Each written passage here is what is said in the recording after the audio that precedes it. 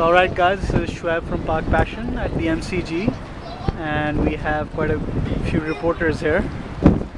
This is Avi Singh from crickhq.com. Blaze Member from worldcricketwatch.com. Nick Hancock from thesledge.net. David Siddle from worldcricketwatch.com also. and this is me, Shoaib. So guys, yeah, so first thing we have to talk about is, of course, the UDRS. My three most hated words. Leaders at the moment. Avi has been enjoying the press conference a lot and the UDRS. Oh goodness, every day. Every article about the UDRS. It's just an endless debate. It's never going to stop. It's going to keep going on and on and on and on. Every game we are rehashing the same arguments over. What about your thoughts on Yadav's comments on the UDRS? Yeah, the language barriers was very convenient. He didn't really seem to have much clue what was going on. I think he's naive, he's young, and he's being guided by the team management, and he's not going to have any influence on it. So the Australians seem to be, they've adopted this line where it should be consistent. So are you guys like on the fence, or are you pro UDRS? Well, it's funny you say that. Dave's been writing an article for World Cricket Watch, which has been DRS Watch, and he's actually got a scoreline which is currently 3-1 to India. Yeah. India's benefited 3 times to Australia's 1. I mean, it's all just luck, but I think the overwhelming feeling on behalf of most cricket punters is either use it around the world at all times, or don't use it at all. Like, at least make it uniform. If you're going to drop it, but make sure that there isn't 1 or 2 series that have it. Yeah. And the problem is that at the moment, it seems that the umpires have got a review system of their own, whereas the players aren't allowed to have it, but the umpires can. So we had a particular situation yesterday where the crowd waited about 10 minutes to be told that Zahir Khan's legal delivery was in fact legal, and no one called for it or anything. So one of the fixes we came up with this morning was possibly giving the batsman who is backing up the ability to call for a review if he notes that their foot won't go over the line. So that thereby encompassing it, he says holding his chicken sandwich here, thereby including it within the DRS system. Free chicken sandwich. The luxuries of being in the media box. That's right. I just thought I'd bring this out there. See, the issue is that also with these different systems, there's a lot of confusion, and now that confusion is coming to domestic cricket as well, because in New Zealand and the HRV Cup, I've got to mention New Zealand cricket, I said I would. They just recently, took a decision review upstairs for an LBW, and it was by the umpire. So no one had a clue what was going on. And now apparently a playing condition says the umpire can go upstairs for anything he wants. So now you've got the umpires doing the reviews that the players would normally do in international cricket. But this is, again, the issue is that there's 6 different versions or more of the UDRS at the moment. There's no one consistent version, and that's the problem. There's too many versions. But look, this is all important, but really it shouldn't take away from the fact that this morning's play was nothing to do with umpiring or review systems. It was just excellent spells of bowling, but I think probably more poor batting by the Indians. I mean, their frailties against bounce have shown again. That's right, yeah. And what about Zahir Khan's dismissal today? That was an absolutely disgraceful stroke. Considering the situation that they needed to scrape it together as many runs as they could to limit that lead. Ashwin can clearly bat. He should have hung around. That was a poor stroke, and you saw out there Umesh Yadav hung around a bit. He's clearly a worse batsman than Zahir Khan, but he stuck it out there. They had a few 20 runs or so. That's the grit that needs to be shown. And that was poor from an experienced player. And it's not as if today, as you'll be able to see in this video, it's not overcast at all, there's no humidity, the ball wasn't looping around, it was a cold ball most of the time. The ball was about 70 overs old when they got rid of Dravid and Laxman and Tendulkar and Dhoni, until they got the new ball and cleared up the tail. So yeah, it was really just I think we should really big pat on the back to Pattinson. Yeah, his bowling and Hilton House as well. Siddle was outstanding without a doubt. I think when you look at the Indian batting, you've got one big thing that stands out to me, and that's a bit of a lack of temperament, because in terms of Australia's bowling attack, they didn't bring in Dan Christian, right? So they were only brought in the 4 bowlers, and one of them was Nathan Lyon, who was sort of neutered on this pitch.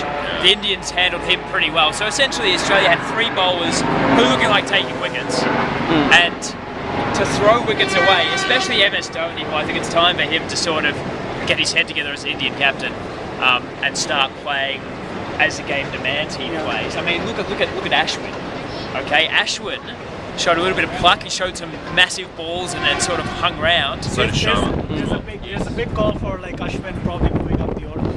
I Like think he looks like he has technique. He looks like he's able to play bounce. I think if you ticked off all the Indian batsmen who went out to flashing on day 3 of a crucial test match against a bowling attack that was a bowler down, then they're 3 names you should. You feel like that if they'd got through this morning session with only a couple of wickets gone, let's say, they'd seen off a few overs from the new ball on a sunny day with a pitch flattening. That seemed like all the places we decided to just you feel like that they probably could have batted the rest of the day. And a quick word on firstly Brad Haddin and secondly Peter Siddle.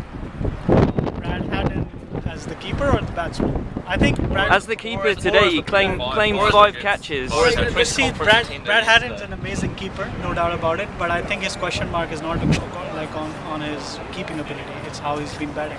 Yeah, he definitely performed better on the field today than he did in the press conference yesterday.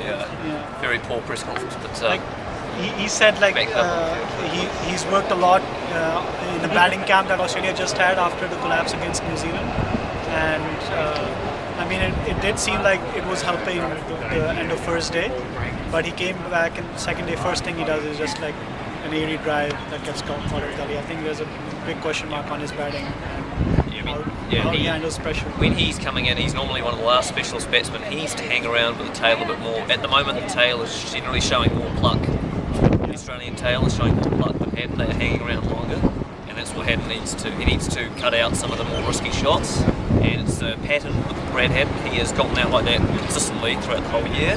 Against South Africa, obviously, in Johannesburg, against New Zealand at Hobart in that second innings, and again today, yesterday. Let's just go around quickly and see what where this match is heading.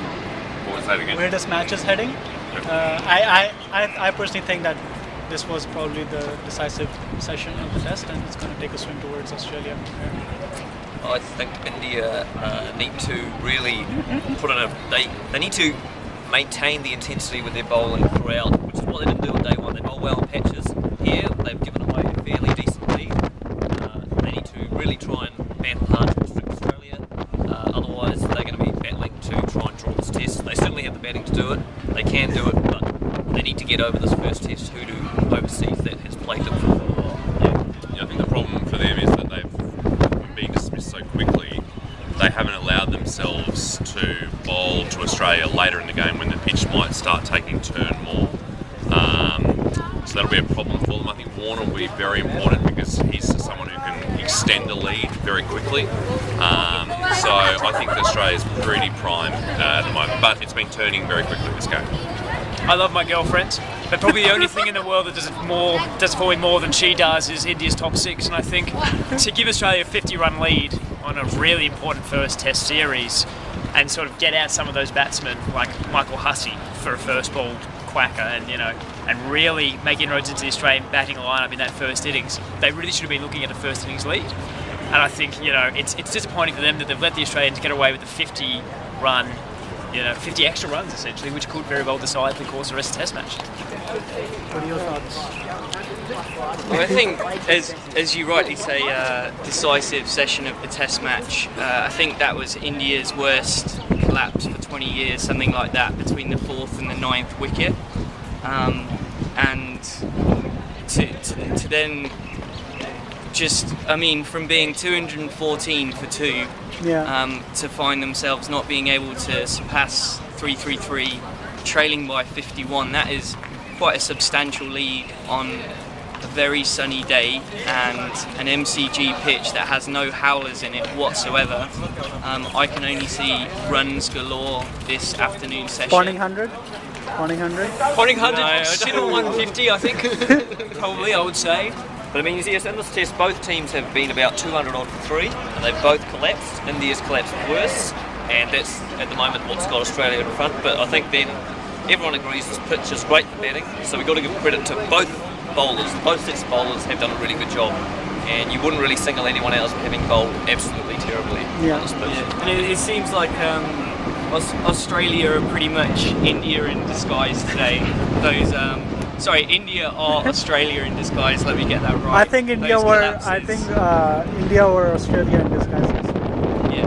There you go. Someone's being disguised. That's right. There's loads of costumes. All right, guys. Thanks so much. We'll probably do this again next tomorrow.